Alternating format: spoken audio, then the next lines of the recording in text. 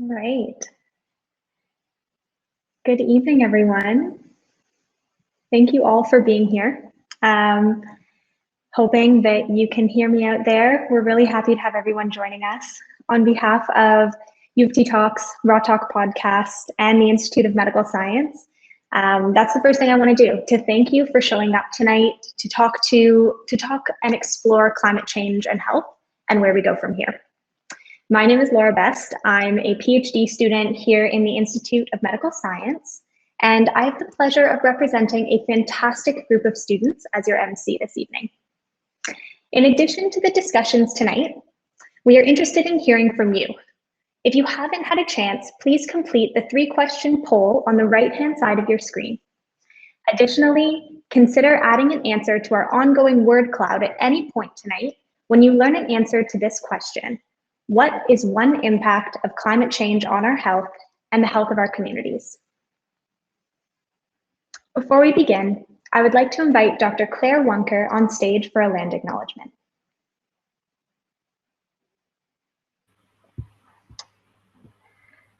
We would like to acknowledge that here in Toronto, we are on the traditional territory of many Indigenous nations, including the Mississaugas of the Credit River, the Anishinaabe, the Chippewa, the Haudenosaunee, and the Huron-Wendat. This meeting place is still home to many First Nations, Inuit, and Métis peoples, and we are grateful for the opportunity to live and work on this land. The map you see before you can allow you to locate the land on which you currently reside. As we explore the topics of climate change, science, and medicine today, we hope that you learn about and reflect on their long history as tools of oppression against Indigenous people. We recognize the complex perceptions of and barriers to healthcare that are still experienced by Indigenous peoples in Canada today. We would also like to take a moment of silence to mourn for the 215 Indigenous children at the Kamloops Indian Residential School.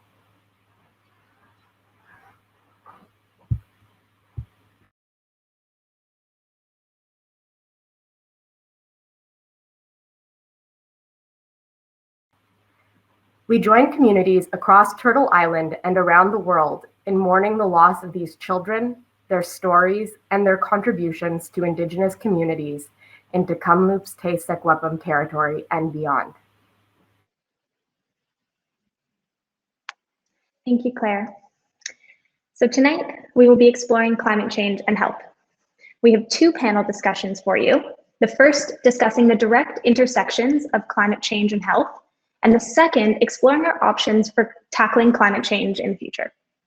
After each panel discussion, you as attendees have the opportunity to attend one of 3 or 4 workshops that are hosted by our esteemed community partner organizations, or to learn more about them, not in an interactive way, you can visit their booths, which you'll find in the Expo tab on the left. Detailed information on our panelists and workshops can be found by scrolling down on this page.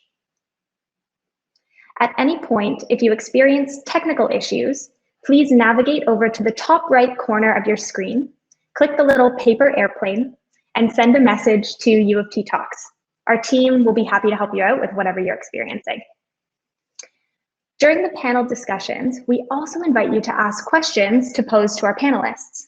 To do so, please ask your questions in the session Q&A on the right side of your screen, or upvote other questions that are already there. And now, without further delay, I would like to invite our panelists, our first panel on stage, and introduce you to them. We are delighted to host our esteemed panelists, Linda Varingu, Senior Advisor for the Canadian Coalition for Green Healthcare, Maureen Gustafson, a member of the National Steering Committee for Indigenous Climate Action, Dr. Courtney Howard, an emergency physician and past president for the Canadian Association of Physicians for the Environment, and Dr. Katie Hayes, a climate change and mental health researcher. I would also like to introduce you to our moderator for this discussion, Dr. Edward Gia, an emergency physician, assistant professor, and faculty co-lead of climate change and health in the Department of Family and Community Medicine at the University of Toronto. He has been a past guest on Raw Talk podcast, and we are very excited to have him here with us again today. Dr. Gia, I'll hand it off to you now. Great, thank you so much, Laura, and thank you to the students and staff at UofT Talks and Raw Talk podcast who've put this event together, and to our distinguished panelists. I'm also very excited that we're here today to learn and exchange ideas. It's obviously one of the most powerful tools we have in the fight against climate change, and scientists have known about the link between fossil fuels and climate change for decades, yet their work has often been undermined by suppliers of fossil fuels, and this has been highlighted by scholars such as Jeffrey Supran and Naomi Oreskes. That's why it's critical for us to safeguard education and the freedom to investigate, inquire, and challenge ideas. And it's important then for us to acknowledge that since April 22nd, Earth Day, the Canadian Association of University Teachers, representing 72,000 staff and academics, has placed UofT under censure. And that's for the administration's failure to resolve concerns about the hiring process for a director of the International Human Rights Program. The unanimous decision cited politically motivated interference based on the topic of the candidate's scholarship, rather than, and this was a serious breach of academic freedom. The censure asked that association members outside UofT honors, distinctions, and speaking engagements for events at UofT. At the same time, faculty associations also endorse flexibility for context and the importance of not targeting students and staff. The censure is meant to promote equity rather than undermine it. In light of that, I'm eager for our UofT and Toronto community to talk. It's the greatest threat to global health that we face, and a magnifier of social inequalities which form key determinants of health. As Larissa Crawford, the Indigenous and anti-racism researcher, climate activist, and founder of Future Ancestors, has said, the practices of colonialism led to the climate change we see today. Climate change is an outcome of the structural violence that has also led to inequitable COVID-19 deaths, the dehumanization, the ongoing marginalization of communities around the world, and the heartbreaking events of the past weeks. The risks to our health are extreme. The harms to our well-being are happening now. None of us want climate change to be part of the future generations. So I'd like to congratulate the organizers for their goal of empowering all of us to take effective action. To get us there, our first panel will help us to understand how climate change is affecting our health and what actions we can take to build healthy environments for a sustainable future. So I'm going to open with a question to each panelist. We often hear about how climate change is increasingly affecting all aspects of our lives. It can be challenging what that means for each of us. Can you tell us about some important ways that climate change and health intersect? And maybe I'll start off with Linda.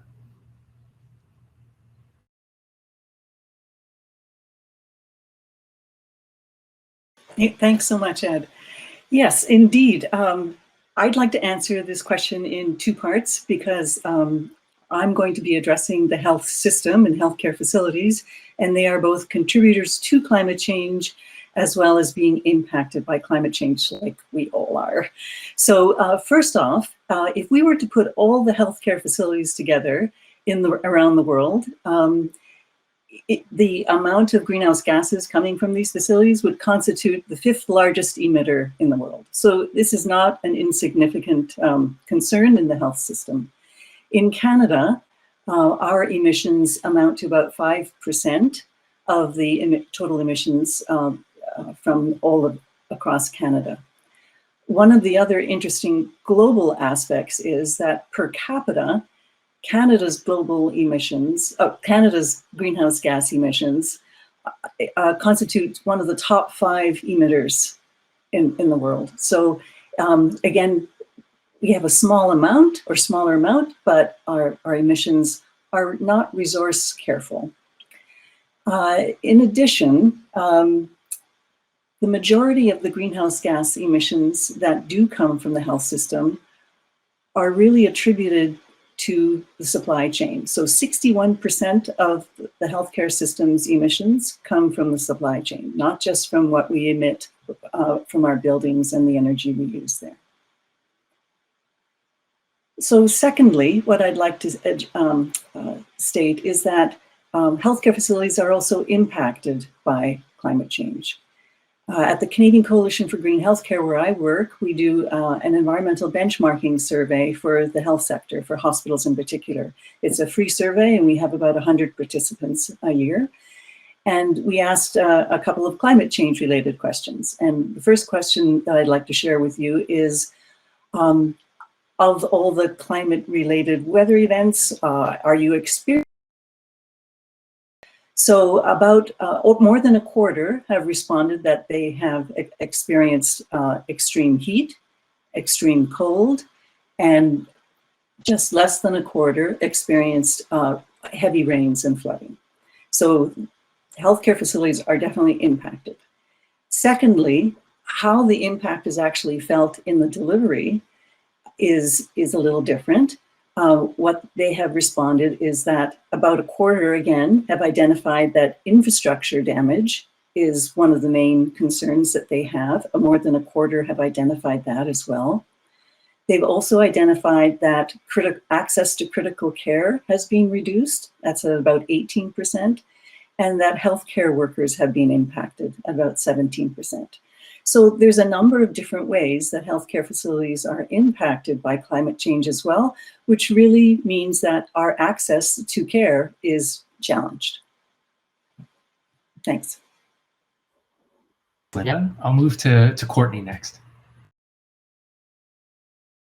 Thanks. And I'm happy we started with Linda. First of all, so nice to see everybody, and an honor to be here with you. I'm here in Yellowknives Dene Territory, Chief Dried Geese Territory, traditional lands also of the North Slave Métis. And this is where I learned about climate change. But as I've been doing this work for about a decade now, the thing I'm actually really worried we're forgetting is the impact on health systems. So I'm really glad that Linda started out, because we sometimes really forget about that. I was in Fort McMurray recently and stood in the parking lot under the emergency department sign.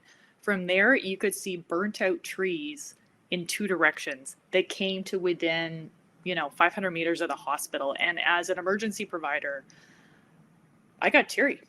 I just couldn't imagine evacuating an entire, and it's not a small hospital. In my head, it had been some little hospital out in the sticks. This is a regional center that they managed to evacuate.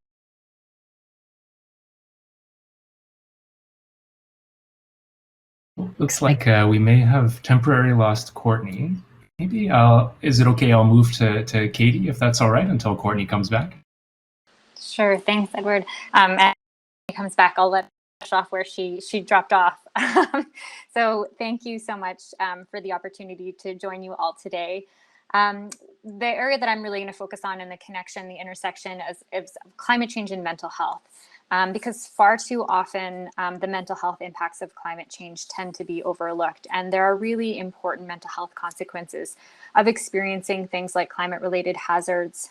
So for example, post-traumatic stress disorder, depression, anxiety, survivor guilt after exposure to climate-related hazards or climate-related weather events. And then there's also experiencing kind of these overarching emotions that many of us may be experiencing, like eco-anxiety or eco-grief, from our understanding of climate change writ large. And these latter experiences that I just mentioned of eco-grief and eco-anxiety, they're not pathological disorders. You're not going to find them in the Diagnostics and Statistics Manual, but they're often considered these normal and healthy responses to a climate in crisis. And it's important to reflect on these emotional responses, because they tell us something about the collective distress that we are experiencing in a changing climate, and they help us to better understand and perhaps propel us towards climate mitigation and adaptation. And I think understanding the climate effects on our mental health is really important, and they need to be paired with the physical health effects as well. And a critical step to doing that is climate change and health assessments that really integrate, the community health, mental health, physical health, and the intersections. The next thing I wanted to highlight too when we talk about this is that climate change is a threat multiplier. It affects those who are already experiencing health inequities based on their age, race, gender, socioeconomic status, pre-existing health condition.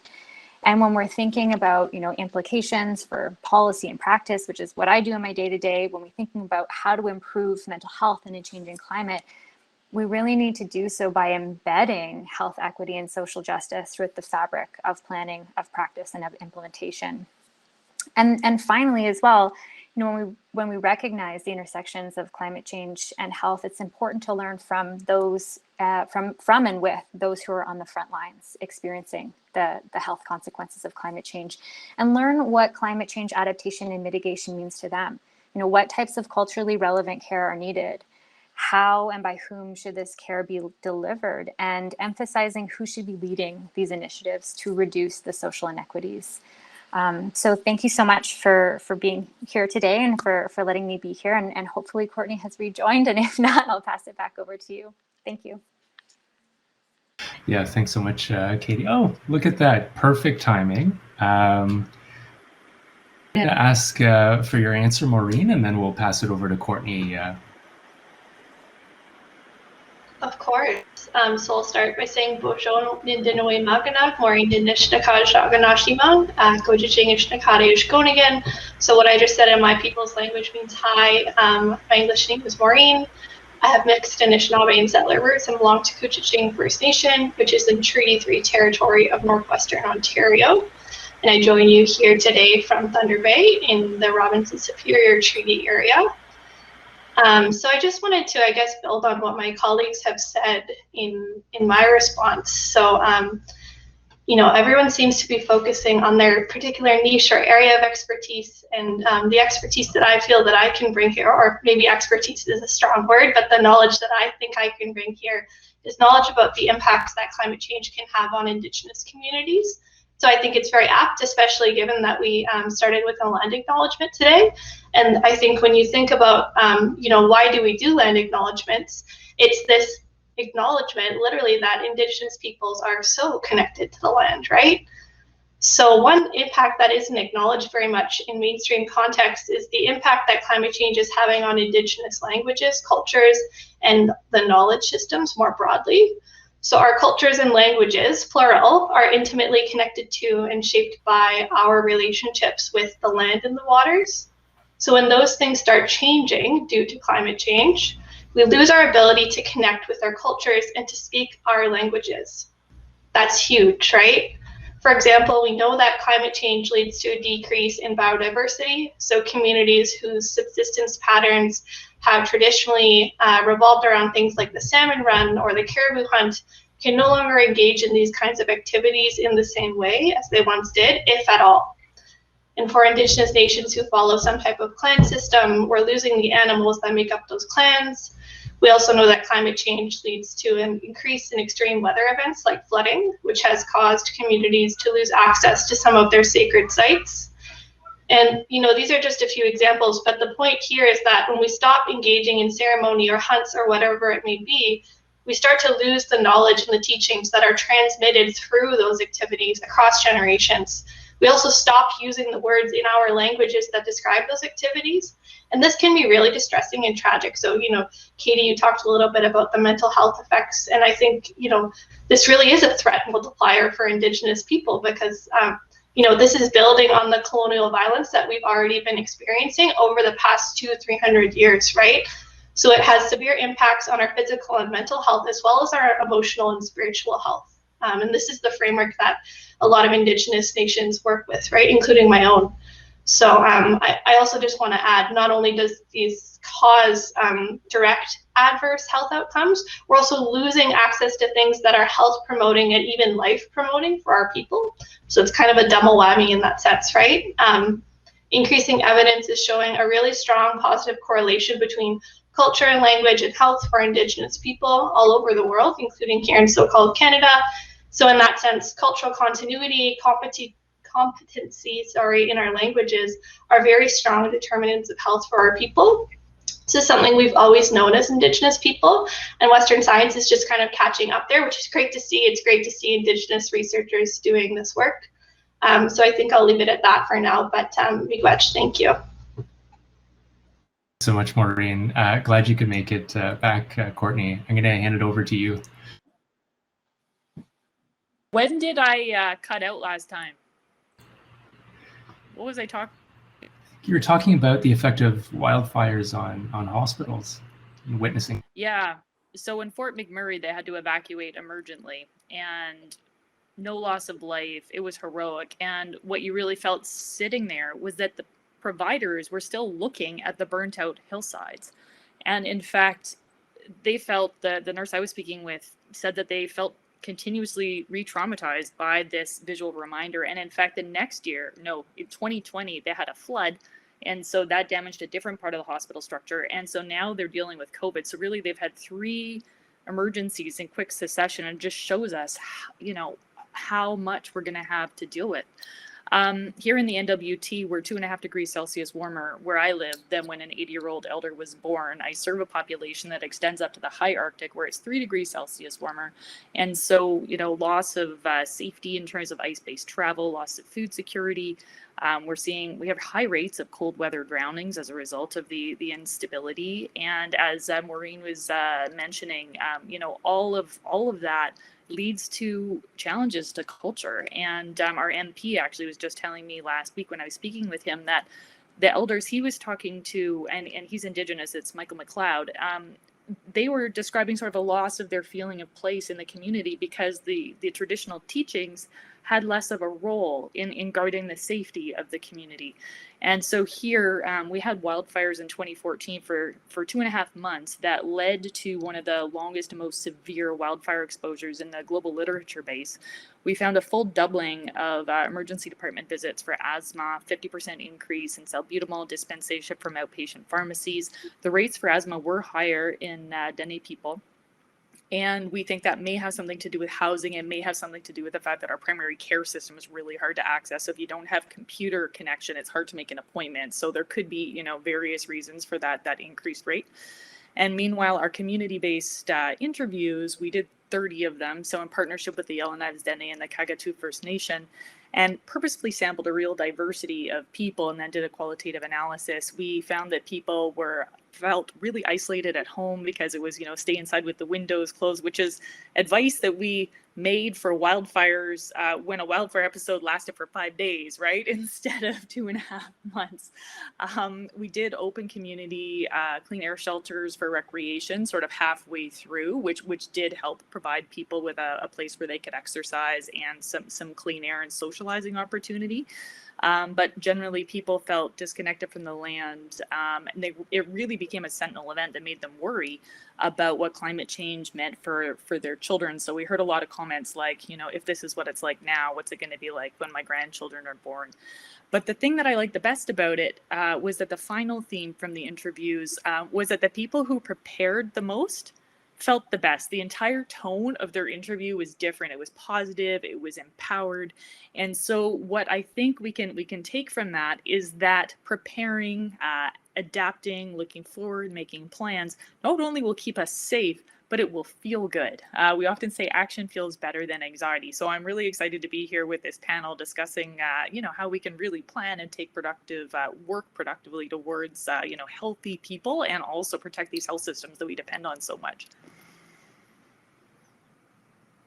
Thanks so much, Courtney, and to all of our speakers. Glad you can make it back. It just strikes me that all of you painting such vivid pictures of the environmental harms, including damage to health infrastructure, this image of fires within 500 meters of a hospital, the impact of climate, Indigenous people's language and culture, and collective distress, but also preparation that can propel us towards change. I would say feel free to respond to each other so we can have a conversation going. And maybe I'll just further seed this conversation by delving a little bit further into what we've just talked about. My question is, how does climate change impact determinants of health? And are there certain communities that are at greater risk? And feel free to just jump.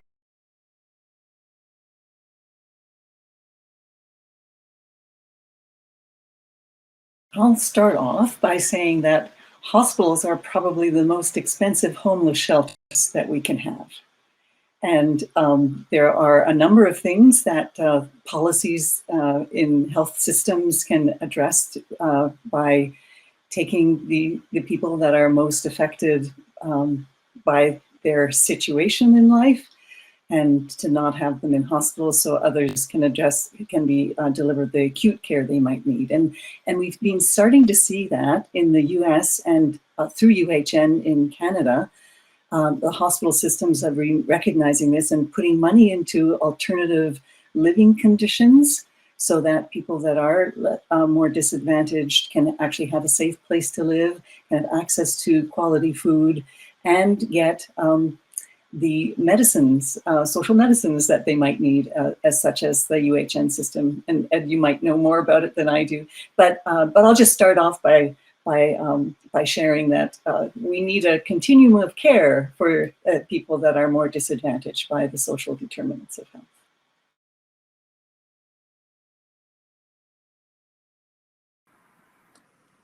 I'm going to put a plug in for just remembering about the ecological determinants. Canadian Public Health Association did a really good paper in 2015 just called the ecological determinants. And the way I think about them now is, in fact, as the foundation for everything.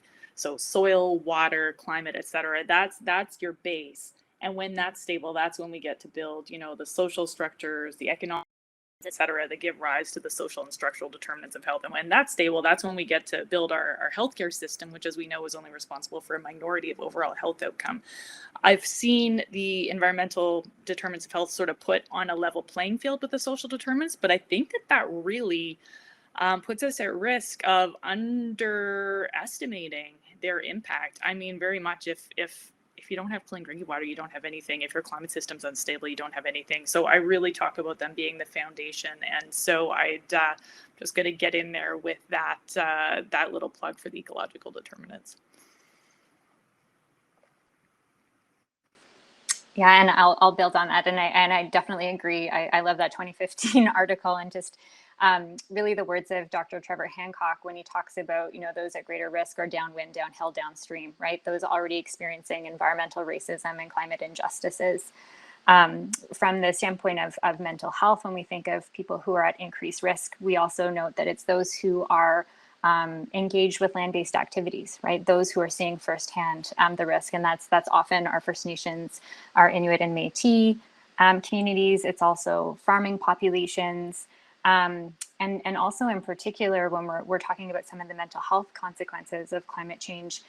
People who identify as women who are in caregiving roles and experiencing kind of the compound trauma of the experiences that they may have, and also the experiences of being primary caregivers and tending to the needs of their family and loved ones. So there's a whole host of complex kind of intersections based on health inequities that people are disproportionately experiencing the mental health effects of climate change. Thanks. Maybe I will add by just building on what Courtney and Katie shared. So thank you so much for that reframe. In my work, I've been really heavily influenced by Dr. Charlotte Loppe, who her work on social determinants of health looks specifically at, what do these things mean in Indigenous communities? So I think there are elements of the ecological determinants of health model in there, of course, but she really challenges us to think deeper about how we conceive of these determinants. So she uses a tree as a model, which helps us to understand that, the determinants that we typically think of as social or ecological, a lot of the things we talk about are only proximal. They represent the branches of the tree. Equally, or perhaps more important, are the intermediate determinants, those things that facilitate or hinder through systems. So things like access to healthcare, health promotion, social supports, etc. These are the trunk of the tree. And we also have distal or root determinants, which are kind of deeply ingrained historical, political, ideological foundations from which these determinants evolve. So when we're talking about things like climate change and determinants of health, whether they're ecological or social, I think it's important to recognize that climate change builds on and has evolved from processes of colonization and capitalism, which is a distal or root determinant. That's the root of the tree, right? So we're taking it one step farther. And that impacts the intermediate determinants in the trunk, like access to healthcare, ability to be on the land, as I discussed earlier. And then it negatively impacts those proximal determinants of health.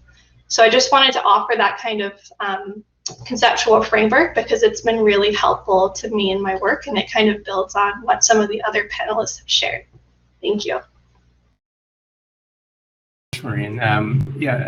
This really speaks to the diversity of different intersections between climate change and health that we're learning more and more about. And I love this conceptualization of a root and branch way of thinking about it. It's a very helpful approach to quite a For the audience, just a reminder to use the Q&A function if you'd like to ask our panelists questions. Another question in the meantime that I have for the group is, on a global scale, what does the future of climate change mean for efforts to reduce global health inequities, and where does Canada fit into all of that?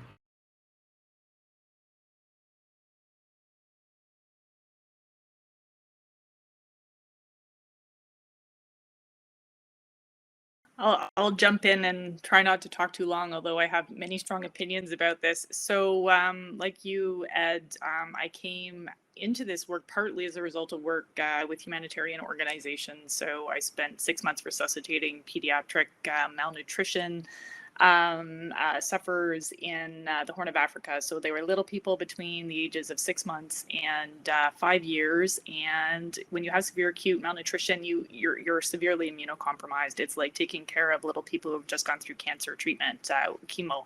And so a lot of them died. And as a physician in a high-income country, you do not have a lot of children die under your care. I've had a single child die now in 13 years as an attending emergency department physician in Canada. And there we were at sort of between 1 and 3 a week. And that was actually we had passed the peak by the time I arrived. We were in the sort of declining phase of the malnutrition emergency. And so we had many moms who'd walked all the way from Ethiopia or Somaliland with their children to seek care. I mean, the courage of these moms still humbles me. And, if I'm ever tired of doing this work, I just get up. I'm like, look, like they didn't have a choice, and you have a voice, and you've got a tremendous amount of power, and you'd better do what you can. And so, we need to make sure that we do what we can. We know we put out more greenhouse gas emissions than our fair share. We know the impacts are being felt first and worst in other places. And yet we know how difficult it is to get political will to be willing to expend Canadian resources on, what's happening in the rest of the world. Our climate finance sort of contributions to the Paris Agreement are not anywhere close to what they need to be. The World Health Organization has worked hard to be able to get money for both adaptation and mitigation from that fund. And if it hasn't come through yet, it will soon. And we need to be totally upping our game in terms of what we as Canadians contribute to mitigating and adapting to climate change elsewhere. And for us to do that, we're going to have to become a lot more politically savvy. It's going to require confronting power, but it's worth doing.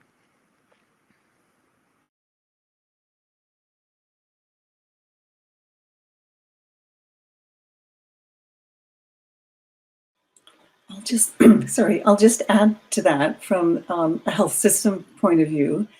We also have a lot to learn from health systems that are operating in the developed world.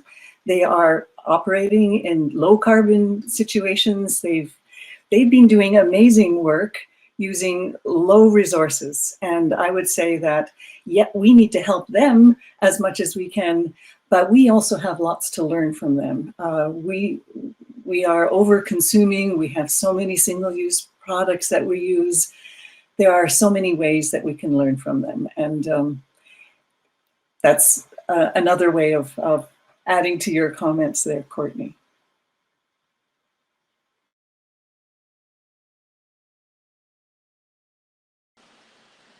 I don't have well-formulated thoughts, so I was waiting for Maureen to unmute, but that's okay. But really thinking about, when I think about the role in terms of mental health and mental health globally, a real key consideration and perhaps Canada's role is also funding research in the global south in terms of the mental health implications of climate change, because there's currently not a lot of research in that domain. And not only research, again, we don't need to research the risks and impacts anymore. We really need to focus on, funding the adaptations and supporting mental health systems globally. And mental health care means different things in different contexts. So really, bringing that forward. And another piece to consider too, particularly as displacement is occurring much more rapidly due to climate change and forced migration, forced displacement. And Canada has to play a role in that as well, in terms of how do we do this well, because in a lot of ways it's going to lead to negative mental health consequences when it's poorly planned, when host communities are not welcoming, when they're racist or xenophobic, et cetera. when communities are also trapped, in terms of being in a trapped population when they maybe want to relocate, but they're trapped because of social, economic, and political forces. So really having that understanding of how this affects us globally and Canada's role in supporting our overall planetary health, well-being, mental health, and community health. Wow, thank you so much for those answers.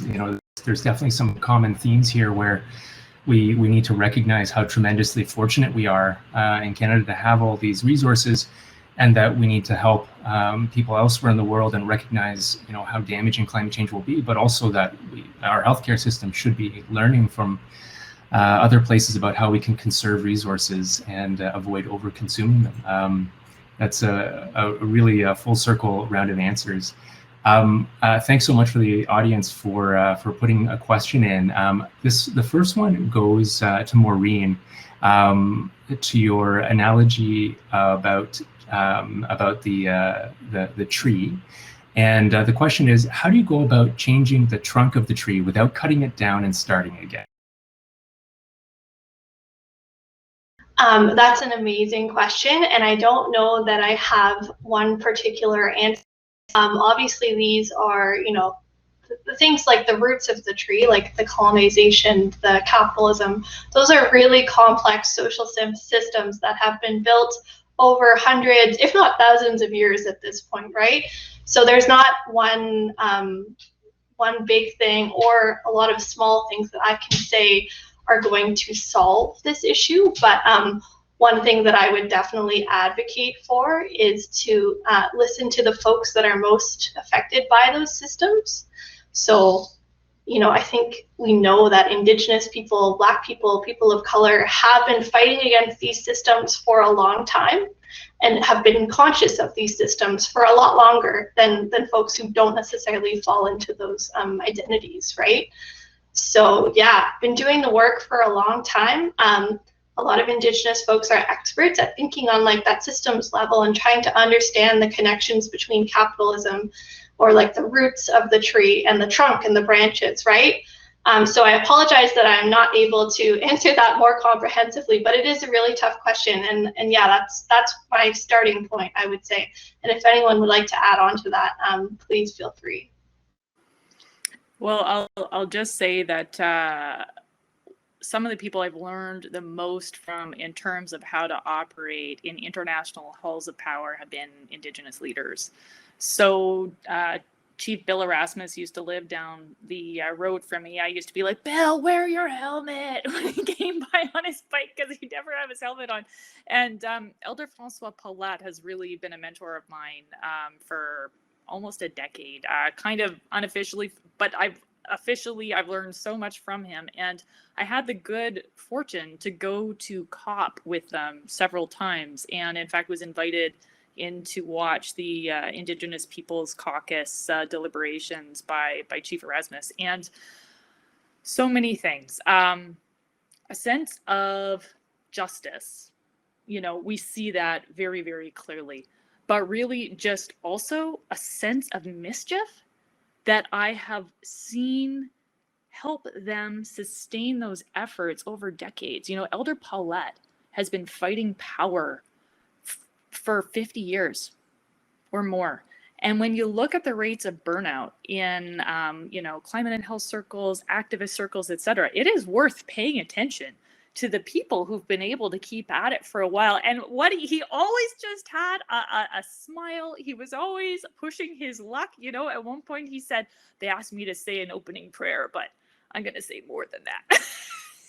He went on for like 5 minutes, and Catherine McKenna's like trying to figure out what to do, but he was completely relevant and on point. So I find we don't say the word power nearly often enough. We talk a lot about inequities, but what's causing the inequity, right? It's power.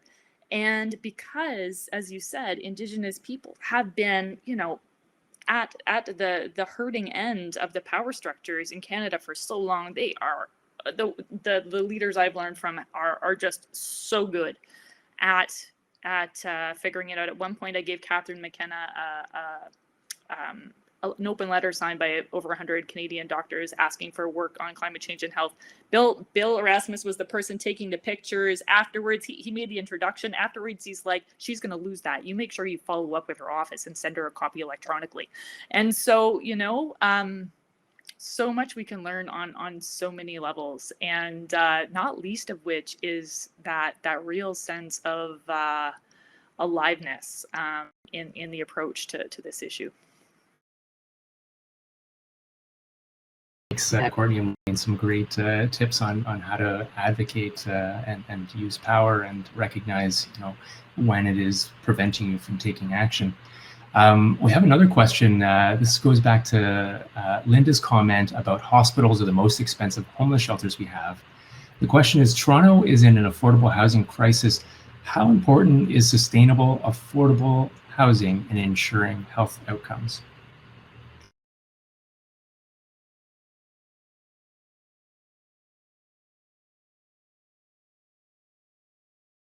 I don't have the numbers on those, but I would bet they're very important. You can't have a just sustainable society when people do not have access to healthy homes or healthy living conditions, whether it's water, a shelter, a roof over your head, access to food that comes with a regular shelter. I mean, these are all determinants of health. And do you want to put a price on it? Maybe we could go to the hospitals and count the regulars that end up in hospital that are from these sectors that are challenged, and find out, maybe this is why UHN is actually building affordable housing for these people that are regular customers. This is a big, I would say this is a big number.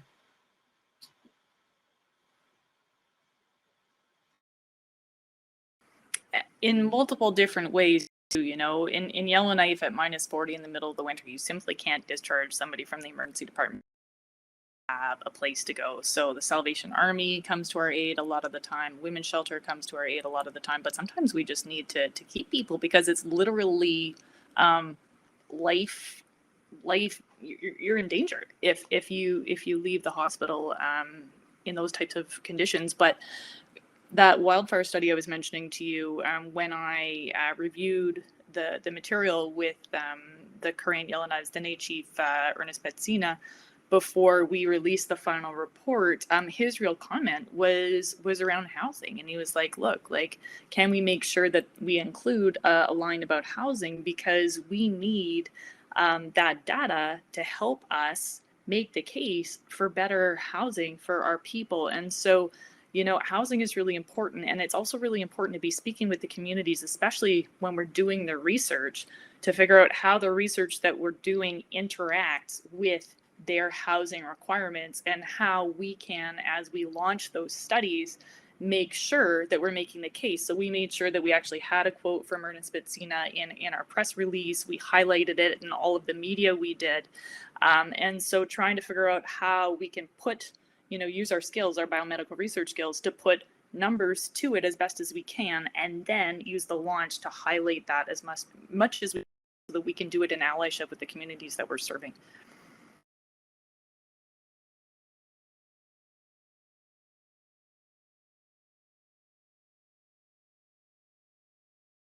Thanks so much, Courtney and Linda. As someone who works with people experiencing homelessness, I also see that there's a very large burden of mental illness our homeless population, and that really is an indicator that we are seeing very large gaps in our health system, and also that people using emergency shelters are tragically highly overrepresented by people identifying as Indigenous, and that again also speaks to the need for integrated and anticipatory interventions for climate change.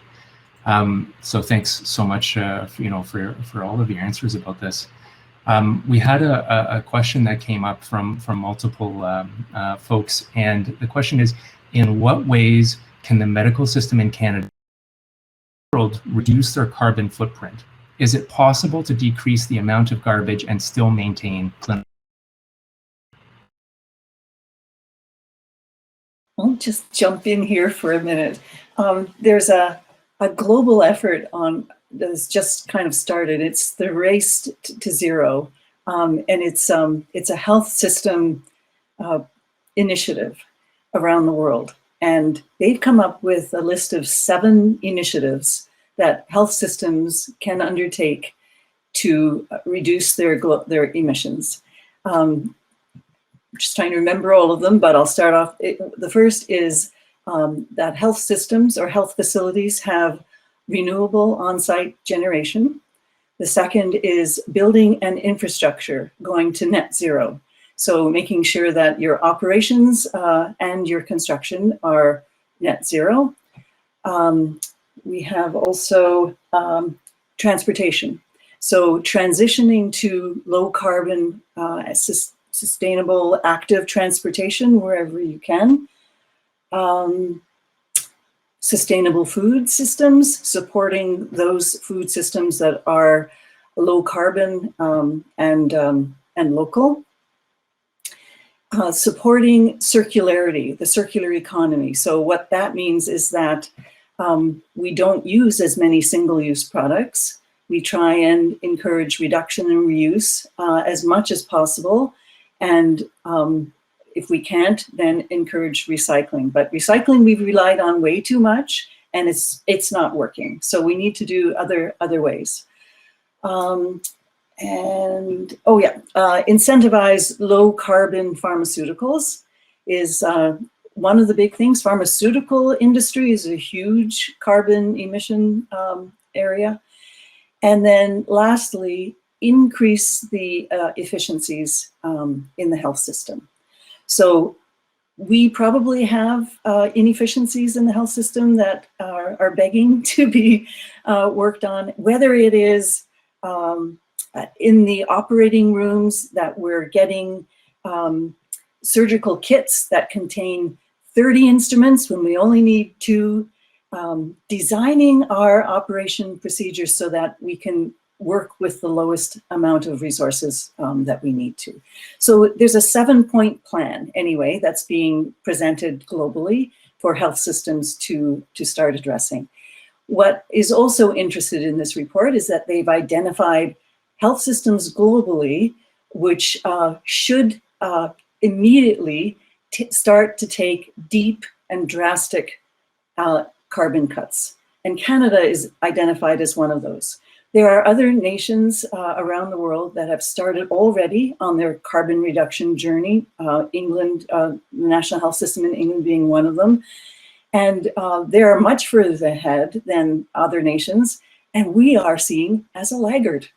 We are definitely a laggard. And is the issue that we are a federated system? We have provinces that can each take their own goals and roles on this. It's contributing maybe to issues like that, but I don't think that's an essential barrier. So yes, there are ways that we can start on this journey. We just, as Courtney has pointed out, we need the political will and action. And Linda needs credit for having really led the charge in Canada for like decades. So what we have is thanks to Linda keeping these fires burning, like in a lonely space for a very long time. So, you know, I just want to say thank you, Linda. We wouldn't have anything if you hadn't been doing that.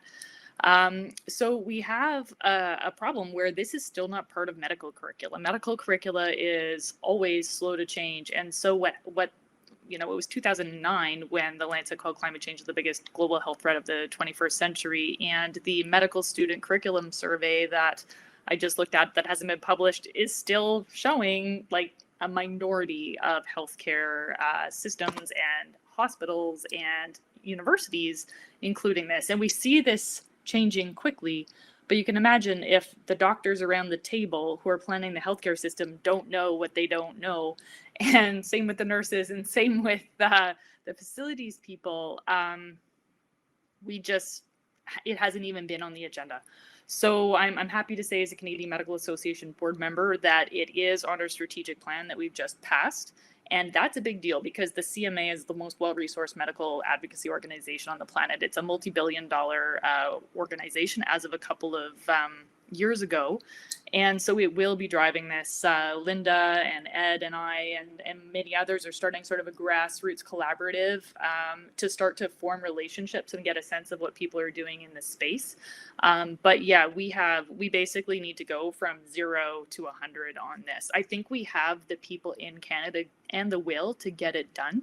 But it's going to require knocking at a lot of doors, being the lonely voice in the room more times than once, saying things enough times that people look at you like you're a pain in the tail, and just keep coming back and being as charming as you can and having really good information and making those relationships. And that's what's going to drive it forward. I think we've got the energy we need.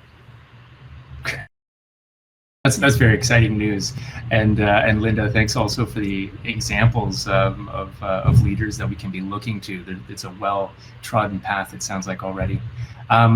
We have another question, and I'll put this to Katie first, but please feel free for anyone else to jump in. What are some simple things we can do to tackle the mental health issues that arise from the climate crisis at both the individual level and at community level? What has the experience communities with regards to mental? Yeah, thanks. That's a great question. One of the simplest things that I often say is listening to each other, having a voice to talk about these things. So many times we think that we're struggling with this climate anxiety or climate grief on our own. And really, the more that we talk about it, we see, again, this collective sense of grief, this collective sense of concern for our environment. So creating and having those spaces where we can talk about it. There's lots of great online forums to do this. In Canada, Eco Anxious Stories, if you haven't been to that website, it's a great website where you can go and you can provide your own story, talk about your own eco-anxieties, et cetera, and kind of amongst a like-minded group. Also, and when we think about at the community level and what's been done at the community level, particularly communities who've experienced climate-related hazards. I conducted my research in High River 5 years after the 2013 High River floods, or the southern Alberta floods. And what they found in this community is that the community was still struggling with the mental health effects of climate change. They were always looking up to the sky, looking at the snow-packed mountains, looking at early springs, wondering about when the next big flood was going to happen again, worry about going over the bridge. And there were still sandbags that lined the streets 5 years after the flood had occurred. And so noting this and noting the kind of slow action and traction in terms of community-based mental health care, the community came together and decided we need to do something about this. And so what they did is they set up what was called the Safe Spot campaign. And the Safe Spot campaign is where they trained local businesses in psychological first aid. And then these local businesses could post a big orange dot on their door. And it was to signify that any door is the right door when you're seeking mental health care. And this is important. It's important in especially a rural community where they did have mental health practitioners, but mental illness is highly stigmatized. Not many people were accessing or using that because they knew the person who was providing that care and they didn't want to be stigmatized every time they walked through the door. So it was really about, improving the mental health literacy of the community and creating more access to care. And finally, another consideration is that mental health care means different things to different people. There's no one size fits all that's going to work. And so it's really important about identifying the approaches that are going to be most successful for the individuals and for the communities. One of the key supportive elements for most people is getting outside. Vitamin N, nature is so important to all of us. It improves our mood, decreases our stress. But not only that, it gets us in touch with our natural environment and prompts us to conserve and protect the natural environment. So it has that relationship where it's prompting us to say, I'm helping you, you got to help me type of thing. So that reciprocity that's really essential to overall planetary health and well-being. Thanks. Much, Katie. That's really helpful to know that there's already such a great example in Southern Alberta.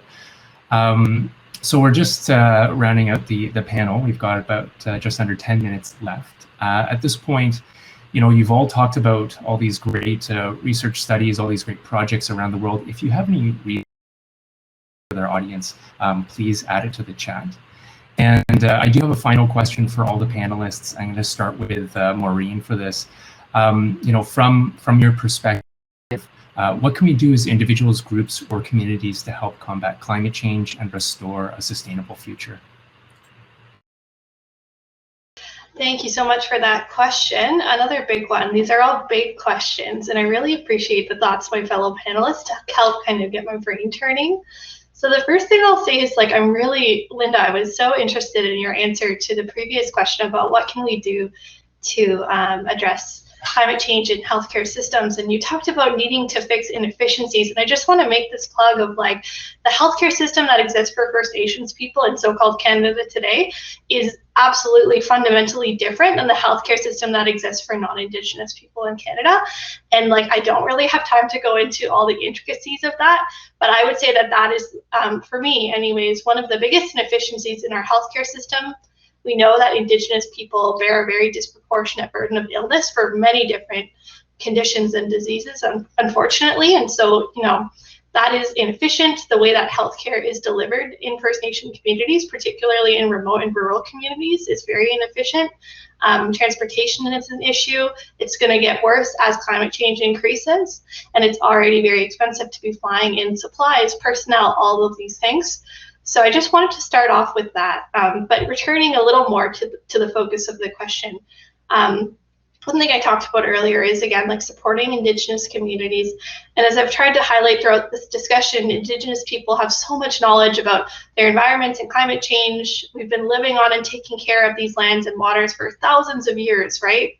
You may have heard the statistic that Indigenous people represent 5% of the world's population, but protect over 80% of the world's biodiversity. So all this is to say is that, like, we're already doing the work. We need your support, right? So I would urge everyone to listen more about learn more about the territory they live on, and listen to Indigenous people in that area.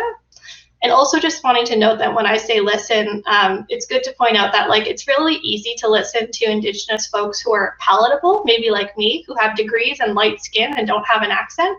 But make sure that you're listening to all Indigenous people, right? And when you find yourself resisting someone who, like, doesn't meet that mold, stop and think about why. That's super, super important. Another thing is to show support for land defenders and water protectors who are on the front lines. As someone mentioned earlier, I forget who, but you know, these are the folks that are putting their safety and well-being and their lives and all of these things at risk for all of us, you know, not just for their own communities, but for everyone in our so-called country right now, right? So please, like, follow their work, support their work however you can, respond to their calls of action, because again, they will tell you what they need. And finally, you know, just support climate justice movements a little more broadly, and specifically BIPOC-led climate justice organizations like Indigenous Climate Action. As mentioned, I'm a steering committee member, so I can't not make that plug right now. You know, ICA has been doing this work for a really long time. They've been really fundamental in helping me shape my understanding of this work and how it all connects as a young person. So I'm really, really grateful for that. And I would just say, please, like, follow us on social media, visit our website to learn more about our work and how you can support it. But there are also tons of other really important and awesome organizations out there to follow as well. So thank you. Thanks so much, Maureen. I'll also add a plug that ICA has a great report on Canada's climate legislation that just came out. I'll pass it over to Katie. Final comments. I don't know how I follow Maureen. I was just going to say everything that Maureen said, and just amplify that in particular. But one key thing too, I was noticing one of the questions and just thinking about, you know, how do we create this change and whose voices do we listen to? And also our youth, our children and youth, they're the inheritors of the earth, and they're very concerned. You know, when we look at the research on eco-anxiety and eco-grief, you know, they tend to be those who are experiencing it the most. And they also tend to be the ones who can change the minds that often people can't. There's something called the pass-through effect. And so what some research has found is that, you know, children who learn about climate change and go home and tell their parents, who tend to be maybe denialists or, you know, they disavow climate change, they're able to change their minds because their kids are concerned, and that really gets the parents involved. And so I think that that's another important voice that we need to hear more of in this conversation and to keep bringing it forward. Thanks. Thanks, Katie. Linda, quick final. Yeah, sure. I think this audience is probably healthcare related, my guess. There's lots of students in the health administration or other programs. And if you have a connection to a health system where you are studying or where you are working, reach out to the people in that organization and start discussions with anybody that's there, any staff person, to get the messages out. We have, Courtney's been a doctor with a great voice. There are a number of nurses, there are environmental services staff, there are people that work in facilities, there are people that work in administration. And I think everybody could use some stories, some ideas on how they could contribute to reducing our climate impact. And I think the more people will start to have it on their radar from wherever it comes from. And I think that's part of the message that I think we need to get out there. As individuals, I think we need to really be conscious of where we're spending our money, because money talks, and I think this is obvious, but where are we spending our money? And is that money going to sustainable, climate sensitive initiatives, or is it going to big brands, big businesses that are not moving in that direction? So I think just to be conscious of that, conscious consumption, I guess that's one of the terms that's being used, is one thing. And then wherever you're living, start to address your own home. Clean up your own home in terms of climate emissions, and then you will learn a lot individually on what you can and can't do, and certainly be advocates for others. And with 1 minute left, Courtney, you can. Sure. I think my video may be a little choppy, so I'll do my best. Important to know that communication science tells us that presenting climate change in terms of health is the best way to motivate populations to take action across the political spectrum. So no talking about the polar bears. I love polar bears, but they're not the way to talk about climate change. Talk about asthma from wildfires, evacuation, PTSD, heat emergencies, Lyme disease, future pandemics. That's how we get people interested. And also to know that a lot of the things that we need to do to decrease greenhouse gas emissions improve health right now. So a Harvard study came out a couple of months ago showing that a full 20% of global premature deaths are due to fossil fuel related air pollution. The numbers for Canada were in 2012, it was 34,000 people that they estimated had died in 2012. That's around as many who have died of COVID. And meanwhile, we've still subsidized fossil fuel related energy as Canadians by about $30 billion since the beginning of the pandemic, according to the Energy Policy Tracker website, which comes out of the International Institute for Sustainable Development and Columbia University. So anytime we decrease air pollution, we decrease deaths. Anytime we get on our bike, we decrease our mortality. Anytime we eat a more plant-rich meal, we decrease our risk of colon cancer, and we also decrease the water footprint, the greenhouse gas emissions footprint, and the land use associated with food. So really, so much that we need to do to improve climate change is going to improve health right now. We've actually had a good track record as a health community here in Canada at getting coal plants closed, at having a really good new food guide, at having new bike lanes put in different cities, including in Montreal and other places in Quebec. So know that you have a voice, know that it matters, and know that acting will feel better than anxiety, and we can do a ton to improve the health of our communities now and our kids into the future.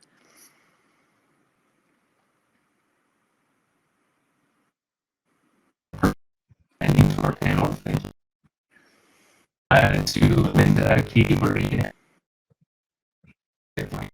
we're all better equipped now to respond to the challenge of climate change. And thanks to you in the audience for asking such great questions. I'll hand it back to Laura.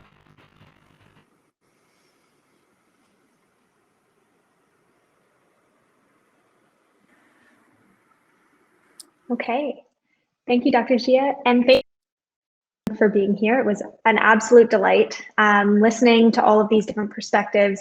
So I'd like to ask everyone in the audience to please join me in extending a virtual applause for our panel. I wish we could stand up and give you real life claps. But I'd also like to take this opportunity to extend a big thank you and an immense appreciation for you all for joining us today and talking about these important issues. Panel number 2 is going to begin at 7 o'clock. So between now and then, we are excited to offer 4 interactive workshops for you, hosted by organizations doing incredibly important work. So pick one workshop to attend now, and after the second panel, you'll have another opportunity to join a second workshop, as they will extend this entire break. To join a workshop, you'll navigate to the left side of your screen, click Sessions, and then click the workshop that you wish to join. If you aren't interested in joining a workshop, please feel free to explore our community partner booths through the Expo tab on your left, meet new people in the networking tab, or use this as an opportunity to grab a snack and take a break. Don't forget to contribute to the word cloud. You can access the word cloud link as it's posted in the chat. And if any of our speakers have any resources that they would like to share with our audience, please do also drop those in the chat so that we can share them through our networks, because you are wealths of knowledge. And with that, we will meet you back here in the main stage at 7 p.m.